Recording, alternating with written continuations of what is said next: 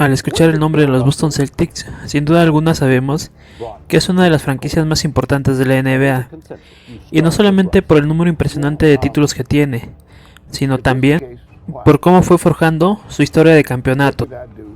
Adicional a ello, junto con los Knicks de Nueva York, son los únicos dos equipos que pueden presumir de haber permanecido en la misma ciudad desde la fundación de la NBA.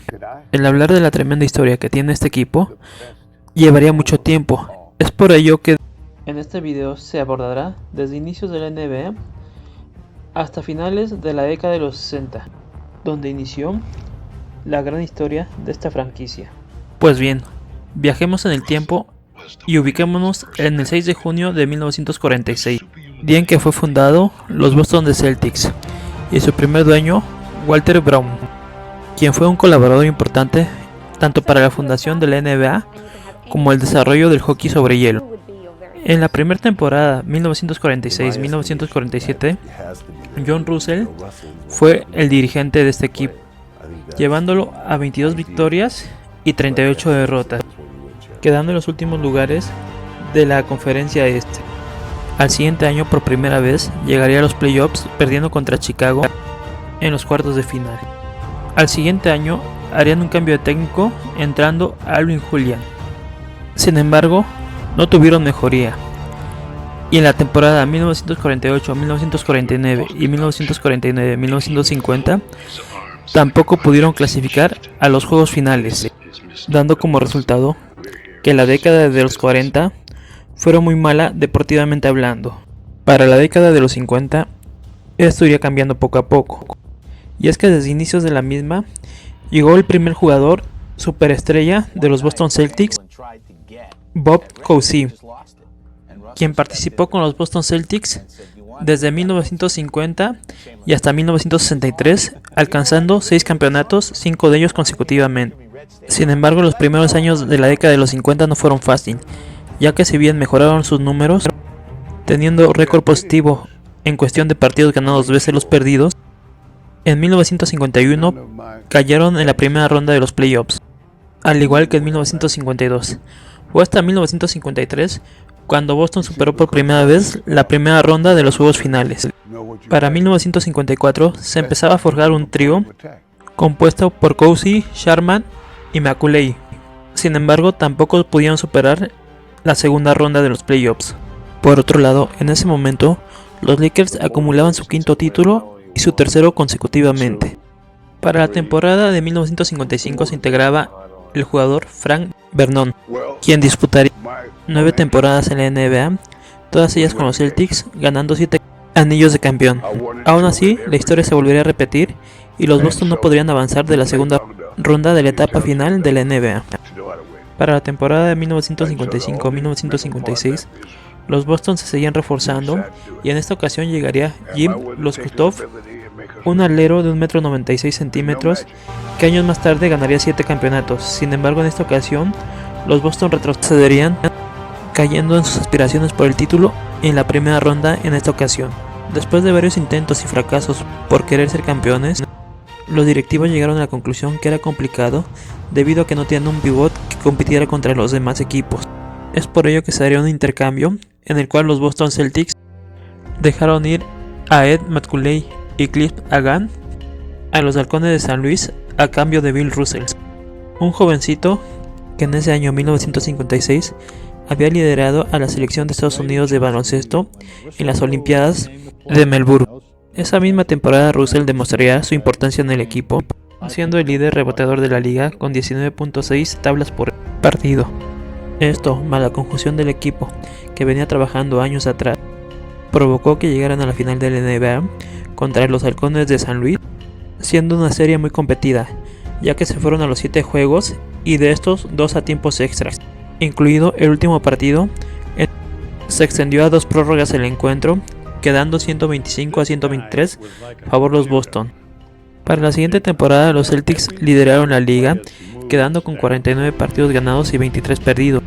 Todo apuntaba a que generaran su segundo campeonato al hilo. Sin embargo, una lesión de Bill Russell impidió que su desempeño fuera el óptimo en las finales, por lo cual perdieron la serie contra el Halcones de San Luis en un total de 6 partidos.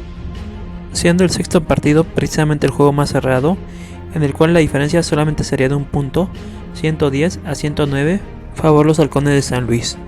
Después de esta derrota, los Celtics se volverían imparables, y de la mano de Red Auerbach conseguiría 8 títulos consecutivos, el primero de ellos contra Minnesota Lakers con un total de 4 juegos a 0. Para 1959, una vez más se enfrentaría a los halcones de San Luis, ganando en una serie muy cerrada 4 juegos a 3. El final se repetiría en 1961, pero en esta ocasión la serie quedaría 4-1. Para 1962 y 1963, los victimados serían nuevamente los Lakers, quienes en 1960 habían cambiado de residencia, llegando a Los Ángeles. En estas dos finales, los marcadores de la serie fueron 4-3 y 4-2 respectivamente. Para 1964, habría un equipo más, además de los halcones y Los Ángeles, que intentarían derribar a los Celtics. Se trataba de los guerreros de San Francisco. Sin embargo, claudicaron en su intento y perdieron por 4-1 la serie.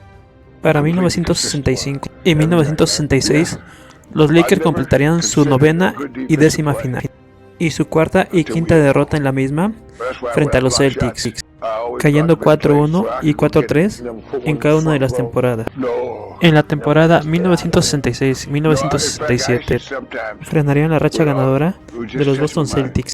En esta temporada se enfrentarían a un poderoso equipo de los Sixers de Filadelfia, encabezados por la estrella de ese momento, Wilt Chamberlain.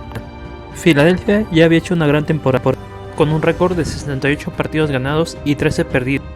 Pasaría por encima en la final de conferencia 4-1 sobre Boston, y en la final derrotaría a San Francisco por 4-2. Sin embargo, en la década de los 60, esa sería la única temporada que los Boston Celtics no ganarían el título.